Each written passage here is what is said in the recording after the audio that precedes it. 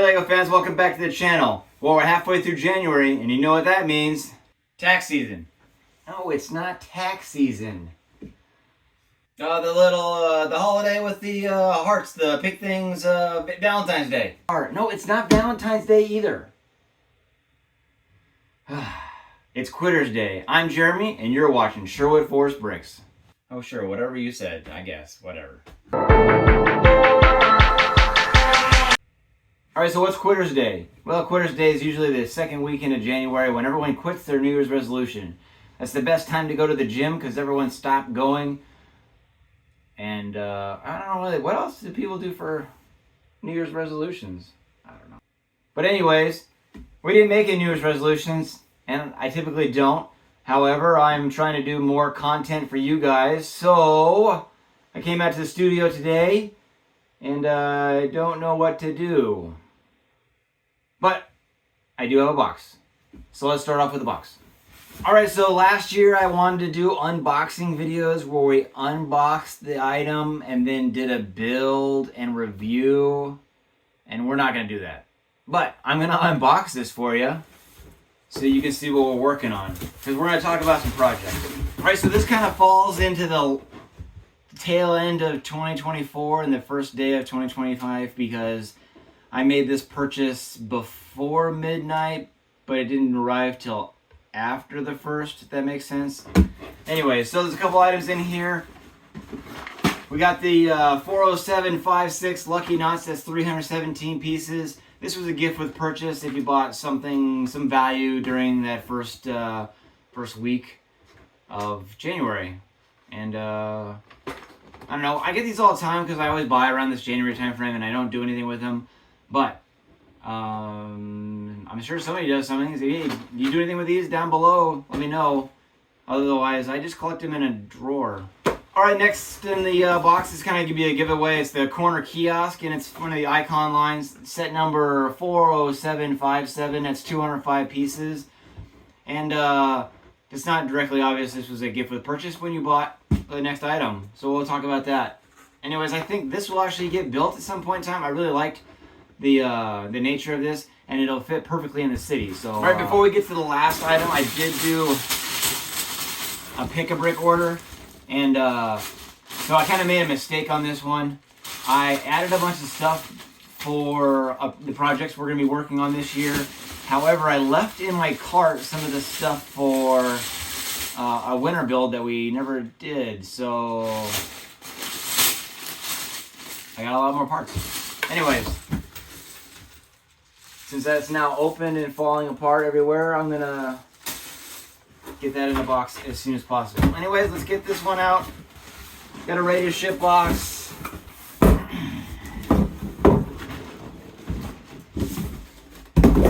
As if it wasn't obvious I was going to order it. We got the Tudor corner. That's set 10350.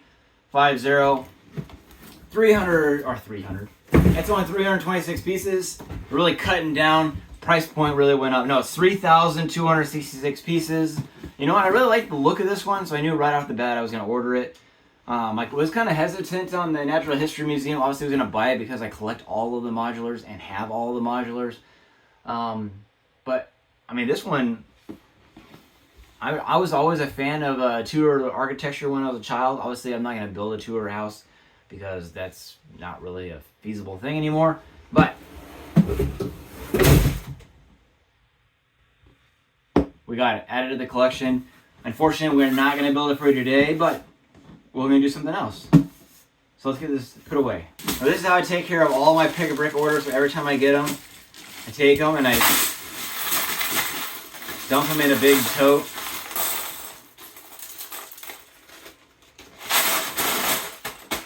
And I go put them in a thing and I forget about them. Alright, now that's put away. Let's talk about what I was originally going to do for this video and the problems herein lie with that.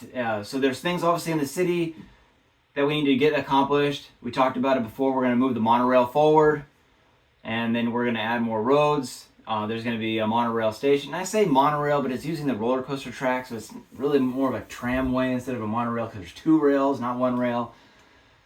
Either way, So the tramway, there's gonna be a tramway station and a elevator and a little stairs down to the main level, and a tram down there of some sort. I'm sure I'm gonna put some sort of train trackage or whatever, and continue working our linear city, as you will. However, there's a whole bunch of stuff down there that needed to get cleaned out of the way. So I decided I was going to clean that up, and that was a lot bigger mess than I had planned, because I needed to sort a significant amount of material and put it away. So I tried doing that. So it took me 2 days to go through 2.5 6-quart tubs of slopes, and that's not really a feasible method of achieving content. So another thing we did talk about last year, if you recall, was building some of the older sets. Now, we did inventory this past week, and there's currently 566 new in box, mint and seal box, brand new unopened box in this studio, ready to be built. So I could literally build a set a day for an entire year and have all the content I want. Now the problem with that is there's not a place to put them, so I'd have to build them, take them apart, put them in a bag, and then store them. And frankly, they store better in a box than that method as it is. So we do have totes full of old stuff. So as I've been getting rid of, better way of saying that. So as I've been organizing and putting away a lot of the Lego elements in these totes, I've come across a number of totes that I didn't really know what was the deal with. And to be honest, they were not bulk Lego that I had washed recently. They appeared to be more like stuff that I had broken down. And so this one I opened up and I kind of dug through really quick. And I found a bag of minifigures and some wedge slope discs and such. And what I realized was this tote of Lego was everything when I bought my first house. I took apart, I was living in a rental, and I took everything apart, put it in this tote, and I moved. And that was in 2005. So 20 years ago, all of these sets got taken apart, put in this tote, and have been in here their entire existence, essentially. So, and like I said, so this is the Millennium Falcon, the first one, and there's minifigures and stuff like that, and there's also Cloud City in here. So I said I was going to build some retro Lego, but this is going to take a lot longer to go through than I can do in a single video. This is going to take a significant portion of time to try and sort through and figure out all the pieces and all the sets that they go to. So I've already done this before. So 6 or 7 months ago, I went through a tote and I found a whole bunch of bagged items of old sets. And obviously this is set 6990, the Futuron Monorail from 1987. So I figured, I'm struggling to figure out what I'm going to do for a video. We'll just make it a retro weekend, and we'll put this together for you and see what it's like. Now, it does have the 9 volt and stuff like that, and I guarantee none of this has, well, they don't have batteries in here. So I don't know if I'll be able to make it work. And I bought this as part of a bulk Lego set collection years ago, probably around 2006, to be honest. So I don't even know if all the pieces are here. So we'll figure it out together. I found some instructions online, I downloaded the PDF, and I'm going to build it for you today. So without further ado, and without other madness going on around us, let's have a nice retro build. 6990 coming your way.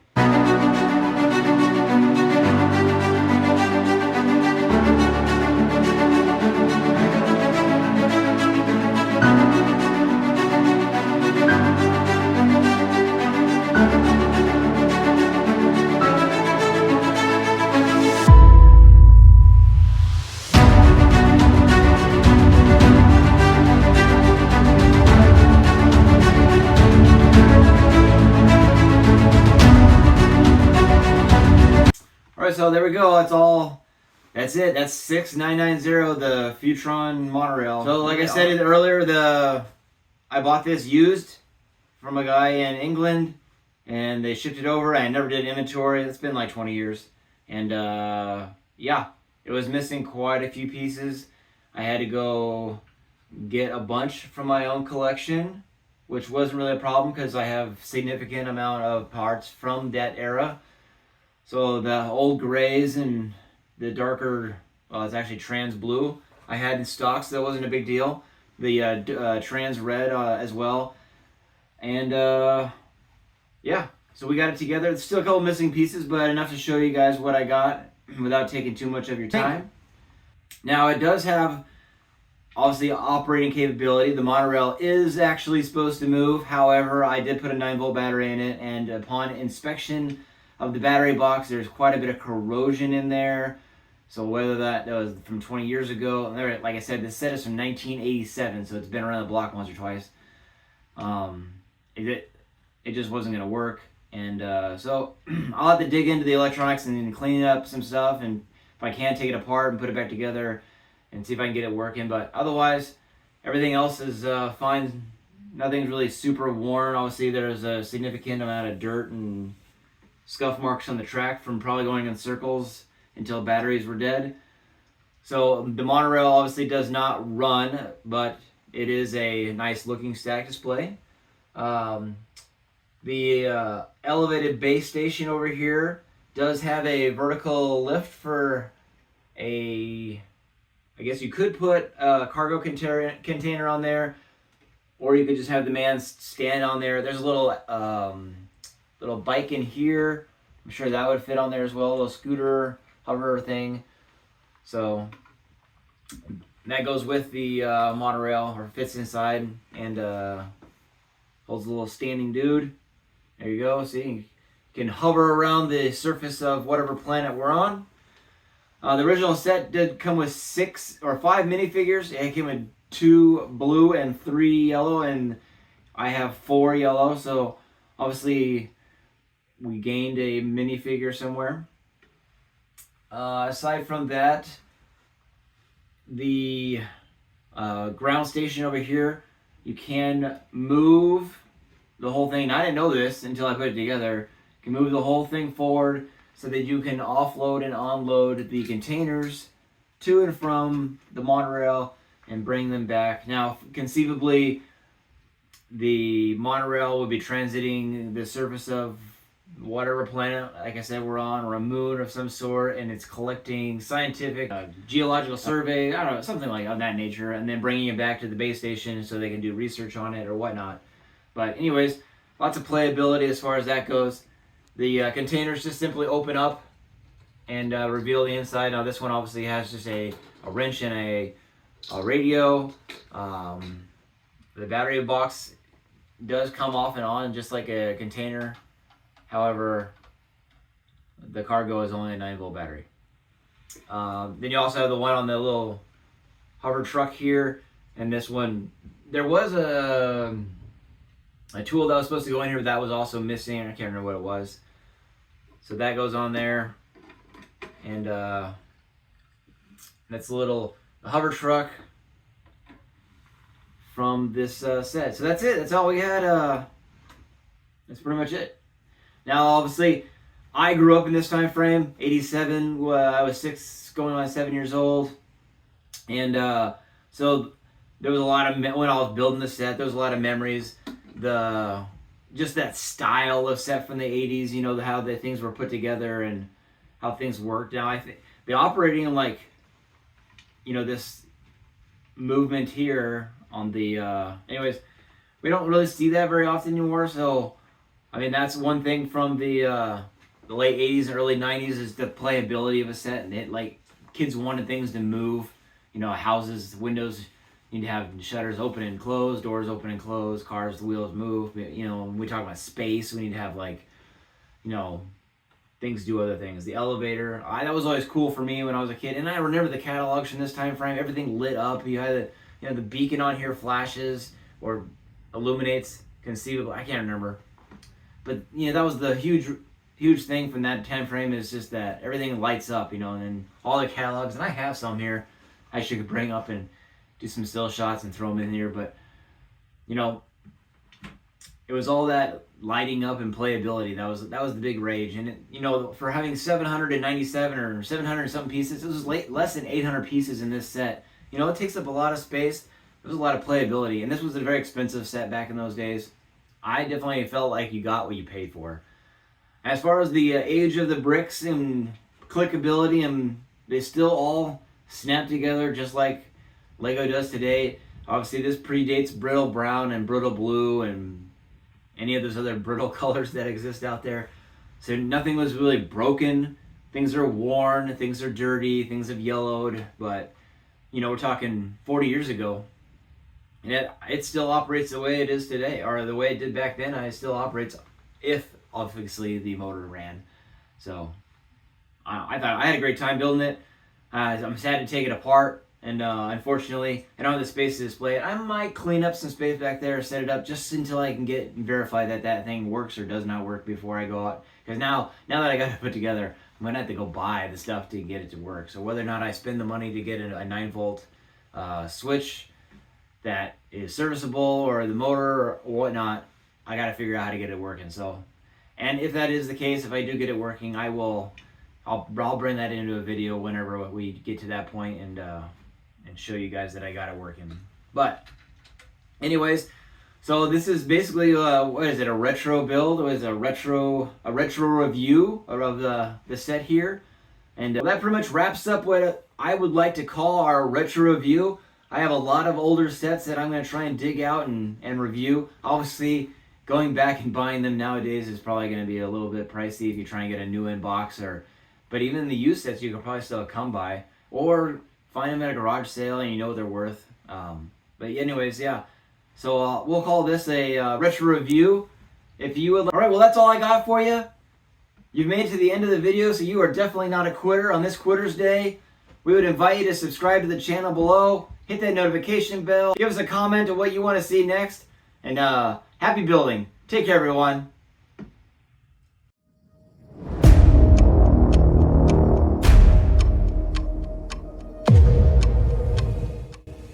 Hey man, help us clean this stuff up. We gotta get this thing back together. Man, you gotta get a new camera. That time lapse was all kinds of crazy.